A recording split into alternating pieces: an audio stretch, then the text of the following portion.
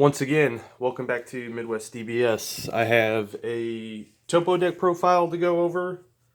It's not completely my idea. I got the shell of it from the 3XG channel, and after messing around with it, I have changed several cards to my liking, but I wanted to give the deck a little more attention.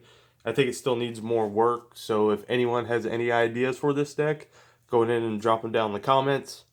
So this is Toppo with some new draft box support. On the front side, it's when it attacks, you draw a card. It can awaken normally at the 4 or less life and restand 2. But if you have a Unison with a specified cost of 2 in play, you can awaken early, and then you can take life till you're at 6 life and flip the card over and restand 2. On this side is where Toppo gets really fun, because it basically warps the rules of the game as long as you can keep your Unison around. When it on this side, on the Awaken side, it's still when it attacks you draw a card. And then once again, if you have that yellow Unison with specified cost of 2 play, when your opponent plays a battle card, that player cannot play any more battle cards for the duration of turn. And it's just, sorry, not opponent, but it works for both of you. You each can play a battle card per turn. But the way I've added a couple things to this deck to make more plays on your opponent's turn, because the way you kind of want to do it, you want to play a card on your turn, play a card on your opponent's turn, and that way you can get ahead with battle cards because you're able to play on your opponent's turn and your turn. So, first off, we're going to go through our Unisons. Now, your Unisons are very important in this deck, so you want to mulligan to see them. So we have Vegeta, Unison of Fury, and we have Gogeta, Dynamic Unison. They both serve different purposes in the deck. The Vegeta Unison's a little better in the deck, but you play 6 because it's something that you need to see. And this one can also be a game ender. If you get to its -3, it's really good. This can just basically filter through your deck because you can discard 2 yellow cards to see draw 2. Now, since we're playing those Unisons, we are running the yellow free counterplay, Vegeta Prideful Transformation. It's really good with these Unisons because once you get your Unison out, you can free play it, and it will put one of your opponent's battle cards in rest mode, and then also it's a blocker, so it's really good at defending your life, and it's really good at defending your Unisons to keep them around, because you do want to keep your 2-cost Unisons around as long as possible. Then we also play 1 Crusher Ball. The reason why we don't run 4 of these is mainly because Crusher Ball is still a really good counterplay, and I also wanted to put more 1-drops in the deck. That's for the SCR, so we ran the 1 Crusher Ball. We're also running, now our negate package it's a 2 Max Power Kamehameha, 2 Flying Nimbus, and 2 Time Magic. So 6 negates altogether. So we run this because sometimes you tap out and you just want a free negate. Nimbus is obvious reason why. It helps against aggro. And the Max Power Kamehameha can be a negate that you can bring back to hand. And it's also good at blowing up pesky battle cards, because a lot of people are scaling up and playing cards with that have a higher cost than the energy they have in play. And the Max Power Kamehameha is just good at blowing up cards. So that's why we ran it that way. Now we're going to get into some of the core, and then some of the other just good generic yellow cards. So this is new Draft Box 6. This is Lord Slug. So the idea is you want to play him out, preferably turn 1 if you can. And then on your turn 2, you want to play your Unison, and then you're going to untap 2 energy and flip your leader over. So now you have him in play and 2 energy to play with. So what you're doing is wanting to use that first one, where you basically use 1 of your energy, and then you can play.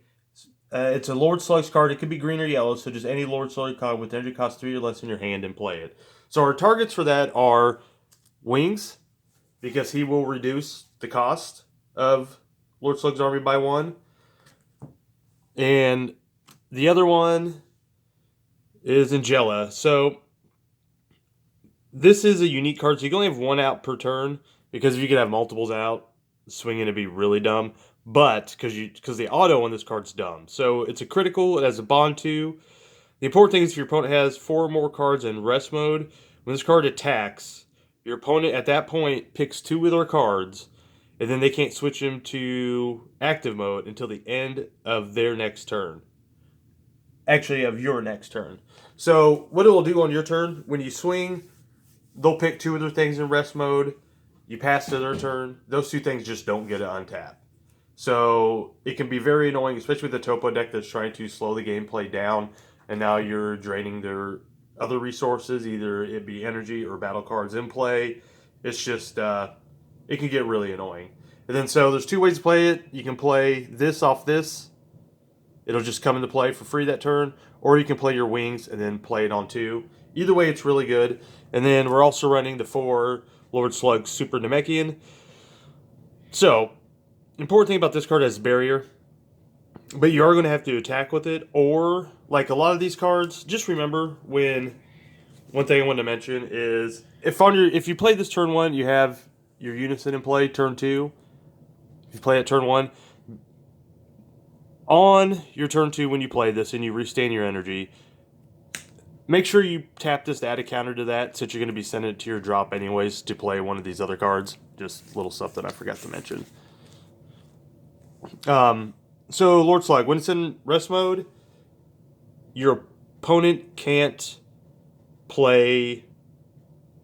Well, what it is, your opponent cannot add cards from their deck to your hand using a non-leader skill.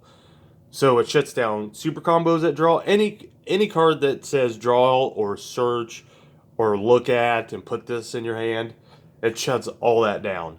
So once again, going with Toppo itself changing the rules of the game. Now you're adding other cards that are going to affect the rules of the game, and it's just to, over time, gain you advantage. It also has an activate main. If your leader card is yellow or Slug's Army card, you can discard this card from your hand and play up to 1 Slug's Army card with the energy cost of 1 from your deck. So this can also essentially find this out of your deck, or this, either or, if need be. So now we're going to get into more defensive cards. We play 3-pan. It's just a blocker. Blockers are important right now. And this blocker draws a card if you have a Unison in play. Just helps protect your Unisons. Now we're going to get to some more of the 1-drops. So we ran a 2-2 split. You could run it differently. You could run 3 of these and 1 of these, or 3 and 1. Either way, it all works. I'm running 2-2 split because they're both very good. This card, if your opponent has enough cards in rest mode, basically is a 19k dual attacker. This is a 15k double striker. And sometimes, this also, when you play it, you draw a card. This card's good because sometimes Toppo can be really defensive and you're just sitting at 5 or 6 life, and you just want to see some cards out of your life to your hand. So that's the purpose of this. And also double strike's really good against Unisons. And this is a dual, what can be a dual attacker. So it can be really good against Unisons and pressuring your opponent. The only thing is this one's situational because your opponent has to have so many cards in rest mode. That's why I added this. This is just, you play it, you take your life, you get your double strike. Alright, now to move on. Now just some good yellow cards. Bergamo, pretty simple. One of your opponent's cards is switched to rest mode by one of your skills, then you can essentially rival them in. It's not a rival, but it's a yellow and a colorless, and you get to choose 2 of your opponent's cards, or any card. Choose up to 2 of your opponent's battle cards and or energy. Sorry, you can't choose Unison or leader cards. But battle cards or energy, ignore and barrier and switch into rest mode. So that, in conjunction with the Slug's Army card I showed you earlier, if you're swinging with this on your turn and you're picking 2 of the things they can't switch back, it goes to their turn, so those are in rest mode. They try to do some stuff on their turn, and if you happen to have like a super combo or the Bardock, well, you can't do the Bardock, but the super combo, then you can combo this in, and then you're just going to be tapping down more and making your life hell, basically. So we also play 3 the Bardock Ape. It's still good. It's essentially a 2 energy, 20k double striker. It's really yellow's best way to add early pressure. You just want to be careful with a lot of these cards you play, You want to, if your opponent has Unisons in play, you want to make sure you're making their Unison cards have not 2 markers, 1 or less, because you don't want to run to the free counterplays yourself. But essentially, you combo him. At the end of combo step, he comes into play. You're going to be able to rest one of your opponent's battle cards, and then you're also going to be draw the cards where it replaces itself. Just good. We run 2 apes. You could run 3, but right now I think 2's fine. I wanted to make some room for some other cards like this and just a couple other things. I changed up from the original shell I saw. Just generically good. He draws cards. Super combo of choice is Zamasu. Just great in a very defensive build. You combo it out. You get to choose one of your opponent's cards, put it in rest mode, and so essentially you can just out combo something and rest something, so it stops down another attack. It opens up a window for you to play your Bergamo. Beyond that, this can open up a chance for you to play your Bergamo, but you got to be careful. There's certain play lines you can only do if you don't have a Unison in play. So if you have your 2-drop Unison in play, don't forget the Toppo effect affects you, so it's not like you can do things and then play your Bergamo because then you're playing 2 battle cards. So just pay attention to that.